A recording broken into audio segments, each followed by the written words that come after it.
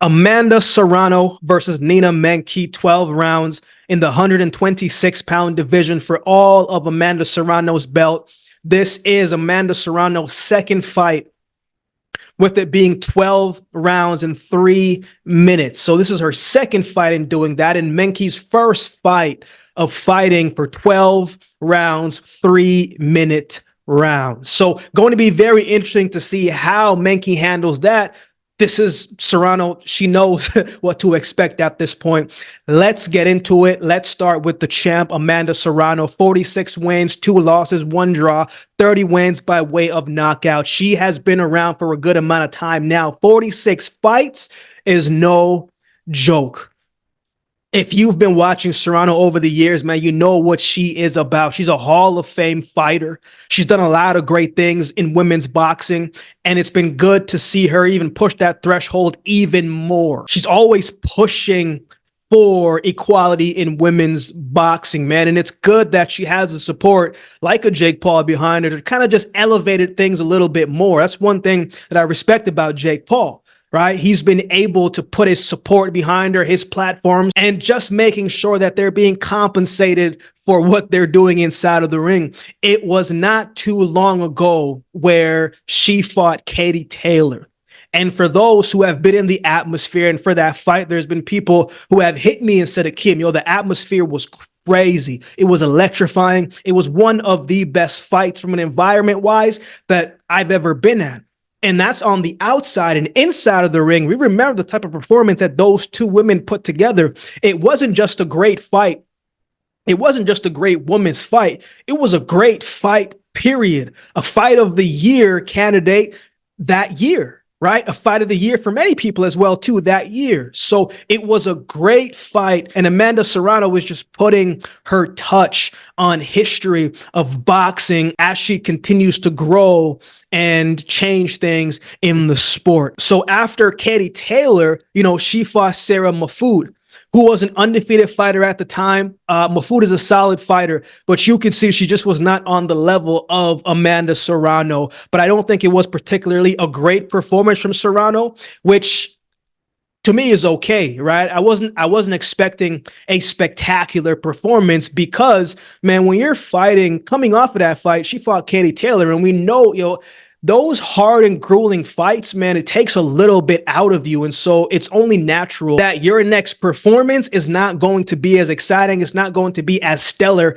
as the one before. And from my experience, man, after the Olympics, for me, when I was running, the Olympics was up here. The next performance is down here. And so generally you don't have that same excitement and energy attached to your next performance after a massive one. Is humans. It happens, but nonetheless, she did what she had to do to win the fight. I thought Erica Cruz, who she fought after that, made it very tough. Now, I don't mean tough in the sense that Amanda Serrano was ever worried about Erica Cruz, but Cruz has such an interesting style, man. Like, it's a lot of volume. Her volume is her defense, but she's always ducking her head down and punching and swinging. That can be dangerous to fight, man, because you're just not sure what's going to come at you because Cruz is so unpredictable, even though she doesn't have the punching power to really back things up. But the fact trying to hit someone when they're ducking head down and swinging over, it's tough because you could walk into something and you could get clipped. And so it can be hard to defend because it's unpredictable and you're trying to hit while being careful enough to get out of the way. So a better fight energy-wise, placement-wise for Serrano to me than it was when she fought Mahfoud. But Cruz wasn't anything that Serrano wasn't able to handle and take care of. After that, she fought Heather Hardy in a rematch, and Hardy got punched up for 10 rounds, man. It was over with the moment that fight started. Hardy is a strong woman, man. She's a durable opponent, but she got pieced up every round in that fight, face bloody and all. Serrano looked very good. In her most recent fight, she fought Daniela Ramos, 12 rounds, 3 minutes. This was the first 12-round, 3-minute fight in women's boxing that we've seen, and Amanda Serrano was a part of this history, and Ramos had her moments, but Serrano just overwhelmed her with pressure and straight hands. You know what I'm saying? And Amanda was just walking through punches. And the thing with Serrano, man, she doesn't just stalk you when she's coming forward. She stalks and punches, and then she softens you up. And then you just become food to her. And it's only a matter of time before she imposes that will and she imposes that physical pressure on you. Ramos just couldn't deal with the pressure of it, man. She wanted to stay on the outside. And in some rounds, she was doing that. And she was having her success when she was doing that, landing jabs, trying to counter shots. But it wasn't enough to really discourage Amanda Serrano. And when you don't have a lot of punching power, how are you supposed to keep somebody off of you? How are you supposed to tell them, look, be careful how you're coming in? Amanda Serrano did not care about Ramos's power and what was coming back at her. She wanted to get the knockout. She was aiming for the knockout. She was trying to make sure she was going to get the stoppage. The 10th round, she almost got it. The 11th round, she almost got it. The 12th round, she almost got it. And she wasn't able to do it, but she dominated that fight. She dominated that fight, and she came away with the win. And I thought that was one of her most impressive performances since that fight with Katie Taylor. She was gaining for the stoppage, man. So it's going to be interesting to see how she comes out to this one, man. You know, hasn't gotten a stoppage in her last 7 fights, so she's be looking to get one, and I think she's due for one. So we'll see if it happens on the night. Let's talk about her opponent, Nina Meinke. 10 rounds, 3 losses, 3 wins by way of knockout. It is her moment right now, right? She's fought for a world title twice, came up short both times. She lost to Katie Taylor. Katie Taylor put a beating on her for 7 rounds. That fight was stopped in the 7th round. I mean, she got the cut, the swelling on her eye. It was getting crazy. Like, the ref had to stop the fight. It was getting crazy. And she also lost to Ina Nielsen. She also lost to Sarah Maffoud as well, too, in her most recent fight. But when she fought Katie Taylor, the fight that she got stopped in, you know, Katie Taylor, yeah, she comes on the front foot here and there, but she's not, to me, a consistent presser of the pace. But in that fight, it was Katie Taylor on the front foot since the jump, right? And you could see right off the bat that Katie Taylor was in complete control of that fight. And I was looking throughout that fight to see if Meinke was going to stand her ground, even if it was just for a couple seconds, right? But every round that Katie Taylor was coming forward, Katie Taylor's hand speed was a problem and the combinations was a problem, and she would be getting clipped up. And every time she was getting challenged to stand her ground, Meinke just decided to move out of the way and try to create that distance.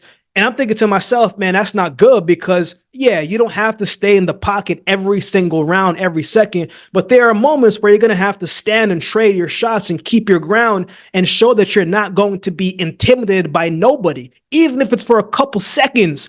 And she didn't do that. And Katie Taylor just walked forward through everything that Meinke was throwing. And it was Katie Taylor's consistency, the speed, the volume just got to her, and she got hit with the same shot over and over again until the ref came and saw that eye, and the ref was just like, you know what, it's cool, it's over with. You don't need to handle this anymore. So thinking about that, you know, that's a little bit worrisome if you're a Meinke supporter in this fight, because Amanda Serrano was a bigger puncher than Katie Taylor, in my opinion. In Meinke's most recent fight, she fought Sarah Maffoud in a fight where, you know, she came up short and lost the fight, but she had some good moments. But Maffoud was just a little bit busier on the night and more on the front foot and trying to engage a lot more than Meinke was trying to do. And, you know, so it's going to be interesting, man, to see how she handles that same pressure of a bigger puncher like Amanda Serrano for 12 rounds, you know, for 3 minutes each round. So she's got to gain some type of respect in this one, and she's got to be able to stand and trade when she needs to. But sometimes you fight Amanda Serrano when you get intimidated by the person. So we'll see how this one goes. Should be interesting. So who wins? Meinke isn't tough, and she knows that, right? She's coming off of a loss as well, too. And this is another step up fight coming off of a loss, right? And this is even a bigger step up fight. And so when she fought Katie Taylor, that was a step up fight, and that fight didn't look good. That fight didn't work out in her favor. And I'm not expecting this fight to work out in her favor either. I think Serrano hasn't gotten a stoppage in 7 fights. And in the last fight, she was really looking for it. She was really gunning for it and was determined to get it, but she ran out of time. I'm expecting her to get a stoppage this time around. You know, I think Serrano wins this fight by way of stoppage. I don't think Meinke is going to be able to keep up with the pace and the pressure of Serrano for 12 rounds. And so for her coming into a 12-round fight, I think this is the fight that she gets stopped again. What are your thoughts on this fight? Who do you have winning this one? Let me know in the comment section below. If you'd like to support the channel, there's a couple ways that you can do so. You can like, comment, share, and subscribe to the channel. If you'd like support by way of donation, you can find options in the description below. Also, my Cash App handle will be on screen as well. Any amount goes towards the growth of this channel. It'll be greatly appreciated. Shout out to everybody that continues to like, comment, share, and subscribe to the channel, man. I appreciate each of you. So with all that being said, if you've been watching the video this time, do me a favor and subscribe to the channel, and we'll definitely see you next time.